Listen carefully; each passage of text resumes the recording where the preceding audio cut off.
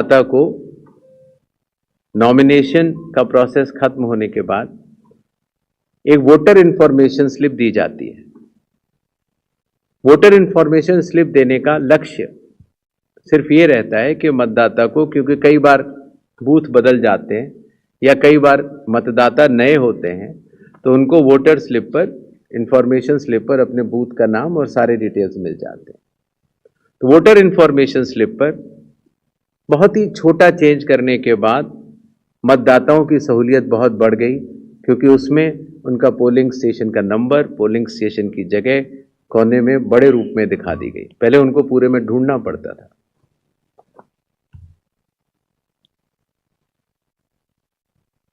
चुनाव आयोग की लगभग विगत कई वर्षों से एक एक करके एप्स बनती चली गई और लगभग 40 एप्स आज की तारीख में चुनाव आयोग के पास है। तो इन सबको एक जगह समन्वित करते हुए, क्योंकि हर मतदाता या हर स्टेक होल्डर हर 40 ऐप को डाउनलोड नहीं कर सकता, तो ECI नेट जैसी मदर ऑफ ऑल एप्स का एक लक्ष्य रखा गया और ECI नेट में अब धीरे धीरे करके सारी एप्स आ चुकी हैं और इसका प्रोग्रेसिव इंप्लीमेंटेशन भी वन स्टॉप डिजिटल प्लेटफॉर्म के रूप में बिहार से शुरू होगा। पोलिंग स्टेशन में मैं आपको बता चुका हूं, जिससे कि क्यूज लंबी न हो और मतदान के समय में मतदाताओं को सहूलियत भी रहे और खास तौर से मतदान के आखिरी घंटों में ज्यादा भीड़ न हो, इसके लिए संख्या 1200 निर्धारित की गई। कैंडिडेट्स के बूथ पहले मतदान केंद्र से काफी दूर तक लगाए जाने के निर्देश थे, जिससे कि कैंडिडेट्स को भी और मतदाताओं को भी काफी असहूलियत होती थी। और इसीलिए जो पॉलिटिकल पार्टीज के संग जमीनी स्तर पर EROs की मीटिंग हुई, DMs की मीटिंग हुई, CEOs की मीटिंग हुई, उनसे मिले सुझावों के अनुरूप लोक प्रतिनिधित्व कानून के अनुरूप 100 मीटर की दूरी तक हर कैंडिडेट अगर चाहे तो अपने बूथ्स लगा सकता है। चुनावी प्रक्रिया पारदर्शी हो, उसकी पूर्ण निगरानी हो, ERO भी उसको देख पाए और कोई भी अगर गलती पाए जाए तो उसके खिलाफ एक्शन भी लिया जा सके। इसके लिए पहले लगभग 50% प्लस पोलिंग स्टेशंस में वेबकास्टिंग होती थी और अब इसको 100% पोलिंग स्टेशंस में लागू कर दिया गया है, जिससे कि निगरानी तंत्र के लिए सुगमता होगी।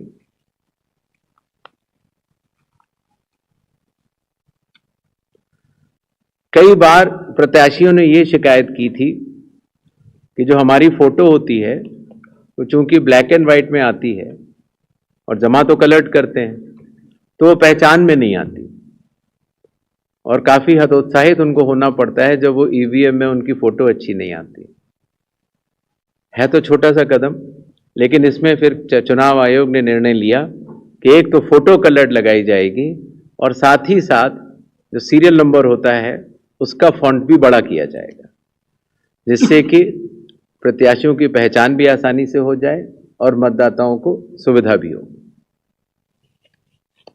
काउंटिंग, कई बार जब मॉक पोल होता है तो मॉक पोल के समय मॉक पोल का डेटा डिलीट करना प्रिसाइडिंग ऑफिसर्स भूल जाते हैं और इसीलिए जब काउंटिंग होती है तो फॉर्म 17C और काउंटिंग यूनिट का मिलान नहीं हो पाता। ऐसे केस में किसी भी शंका को न रखा जाए, इसलिए जब भी 17C या वीवीपैट में मिसमैच होगा तो उन EVM से रिलेटेड वीवीपैट्स की पूर्ण गिनती की जाएगी। इसी तरीके से यह भी एक मांग सभी राजनीतिक दलों की थी कि पोस्टल बैलेट्स की गिनती पहले शुरू की जाए और पहले खत्म की जाए। तो इसलिए चुनाव आयोग ने पारदर्शिता के लिए भी और इसके लिए भी, जिससे कि पोस्टल बैलेट्स पर पूर्ण ध्यान दिया जाए उनकी गिनती पर, और कोई जल्दबाजी भी न की जाए। तो ईवीएम के लास्ट 2 राउंड से पहले पोस्टल बैलेट की गिनती समाप्त करना अनिवार्य होगा। जैसा आप सब लोग को पता है, जब चुनाव खत्म हो जाता है तो फिर आंकड़ों की आवश्यकता कई लोगों को पड़ती है। मीडिया को भी होती है, एनजीओज को भी होती है, सिविक सोसाइटीज को होती है, और आम जनता को भी होती है। तो इसके लिए चुनाव आयोग की एक पद्धति रही जिसको इंडेक्स कार्ड कहा जाता है। लेकिन इंडेक्स कार्ड का सारा डेटा कलेक्ट करने में कई बार सप्ताह और कई बार महीनों लग जाते थे। तो अब चूंकि ईसीआई नेट भी आ रहा है और डिजिटल का युग है, इसीलिए digital index cards and reports सारे आपको चुनाव खत्म होने के कुछ ही दिनों के भीतर वेबसाइट पर या ऐप पर मिल जाएंगे। इस चुनाव की विशेषता है ये slide. The entire election machinery of Bihar is just a call away. अर्थात अगर कोई भी मतदाता या कोई भी व्यक्ति ईसीआई नेट ऐप को डाउनलोड करता है और अगर अपने एपिक नंबर डिटेल को डालता है, वोटर कार्ड के नंबर को डालता है, तो वो अपने बीएलओ से बात कर सकता है। वो अपने जो बूथ लेवल ऑफिसर्स हैं उनको अपनी कॉल बुक कर सकता है और बात कर सकता है। अगर उसकी कोई भी समस्या है तो वो बीएलओ से बात करके उसका निदान कर सकता है। इसी तरीके से जो इलेक्शन कमीशन का बहुत पॉपुलर नंबर है 1950, आपको भी कोई भी बिहार का मतदाता अगर इस समय बिहार से बाहर है तो भी उसको सिर्फ +91 अगर मोबाइल से आप डायल करते हैं तो +91 जो इंडिया का कोड है वो लगाना है। एसटीडी कोड जहां का भी आपकी विधानसभा क्षेत्र है वहां के एसडीएम का एसटीडी कोड और 1950 अगर आप ये डायल करते हैं तो 243 ईआरओज सारे मतदाताओं की सेवा के लिए खुले रहेंगे। इसी तरीके से अगर आपको ईआरओ के कॉल सेंटर से संतुष्टि नहीं मिलती है तो 38 डीएम्स के यहां भी आप 1950 पे कॉल कर सकते हैं और पटना में सीओ के यहां भी कॉल कर सकते हैं। ये एक बहुत बड़ी व्यवस्था है जिसको कि लॉजिस्टिकली पूरा सही से बना दिया गया है और आशा है इस सुविधा के बाद शायद दुनिया का शायद ही ऐसा कोई चुनाव होगा जिसमें कि 90,712 बीएलओज, 243 ईआरओज, 38 डीईओज और सीओ स्वयं मतदाताओं के लिए किसी भी दिक्कत अगर उनको आ रही है या ग्रीवेंस है उसके लिए सचेत रहेंगे। नेक्स्ट, ये भी बिहार में पहली बार हो रहा है। पहले जो ऑब्जर्वर्स हम लगाते थे कुछ असेंबलीज को मिलाकर लगा देते थे, लेकिन अब 243 असेंबलीज में 243 जनरल ऑब्जर्वर्स होंगे जो कि विभिन्न राज्यों से वरिष्ठ आईएएस अधिकारी नामित किए गए हैं जो कि बिहार के रहने वाले नहीं हैं। इसी तरीके से जो लॉ एंड ऑर्डर के लिए जो पुलिस ऑब्जर्वर्स हैं वो हर जिले में एक होंगे और एक्सपेंडिचर ऑब्जर्वर्स को हम लोगों ने चुनाव आयोग ने कुछ असेंबलीज को मिला के नामित किया है।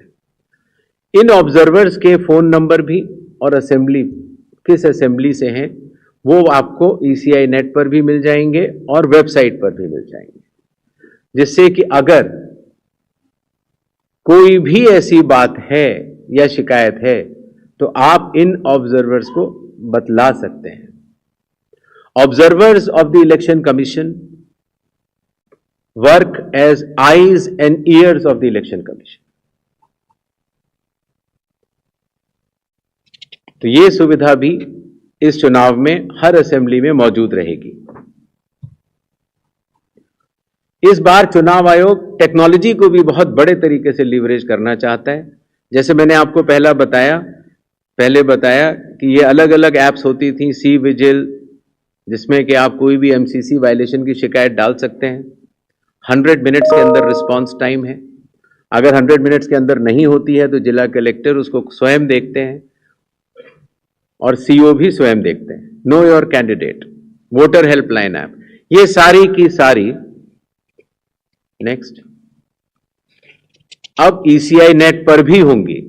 पुरानी सुविधा हमने हटाई नहीं है क्योंकि कई लोगों के पास पुरानी चीजें डाउनलोडेड हैं, बट अगर ईसीआई नेट अगर आप डाउनलोड कर लेते हैं तो सारी एक जगह ये सुविधाएं आपको मिल जाएंगी। नेक्स्ट, बिहार के मतदाताओं की संख्या आपको कि उससे बड़े मतदाताओं की संख्या दुनिया के सिर्फ 10 या 11 देशों में ही है। बिहार के चुनाव आयोग मानता है कि मदर ऑफ ऑल इलेक्शंस है और इसीलिए हर लेवल पर, हर स्तर पर चुनावी कर्मियों की तैनाती है। पोलिंग पर्सनल लगभग 4.5 लाख, सेक्टर ऑफिसर्स लगभग 9.6,000, माइक्रो ऑब्जर्वर्स लगभग 17.8,000, micro observers for counting 4,800, counting official लगभग 28,000, पुलिस ऑफिशियल 2.5 लाख। और जहां पर भी आइडेंटिटी ऑफ वोटर्स का इश्यू आता है, सहायता देने के लिए आंगनवाड़ी सेविकास भी उपलब्ध रहेंगी और कुल मिलाकर 8.5 लाख चुनावी कर्मी बिहार विधानसभा के आम चुनाव 2025 में रहेंगे। अब मेरे ख्याल से तारीखों का ऐलान कर देना चाहिए। नेक्स्ट, बिहार के चुनाव 2 फेजेस में होंगे। पहले फेज के डेट गजट नोटिफिकेशन 10 तारीख को आएगा, दूसरे का 13 को। Last date of making nominations पहले फेज की 17 को होगी, दूसरे की 20 को।